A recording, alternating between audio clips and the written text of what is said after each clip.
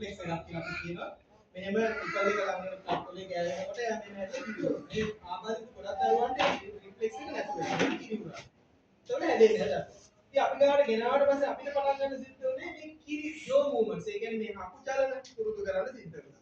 ඉතින් අපි ඉස්සෙල්ලාම කරේ පහන්තිරයක් අඹරලා අර දේනට කිරි පොවනවා වගේ ඒක මිල් කිරිවල ඔබලා මේක හක්කේ තියලා ඔබ ප්‍රෙස් කරලා ඉතින් ඔහොම කරලා ජෝ මූවමන්ට්ස් තල්ලු කරන්න කියන්නේ.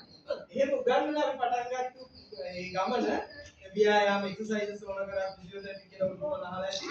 එතනින් පටන් අරගෙන මේ ලික්විඩ් ඩයට් ඒ කියන්නේ ඉරාහාර සෙන්සොලි සොලිඩ් කොහොම ගිහිල්ලා විශේෂ අධ්‍යාපනයට ගිහිල්ලා මේ වගේ එඩියුකේෂන් එක දීලා ශ්‍රවණ ප්‍රශ්නයක් තිබුණා දෙපැත්තම ඇහිලි නැත්නම් ශ්‍රවණ පරීක්ෂණ කරලා එයාට අවශ්‍ය කරන උපකරණ ලබා දීලා පස්සේ මේන්ස්ට්‍රීම් එකට සාමාන්‍ය පාසල් පද්ධතිය අන්තර්ගතණය කරලා සපෝට් කරලා කියලා කොහොම කතාවක් ගියා අවුරුදු 20ක විතර වැඩ කරනවා. කෙටි කාලෙක නෙමෙයි මේක.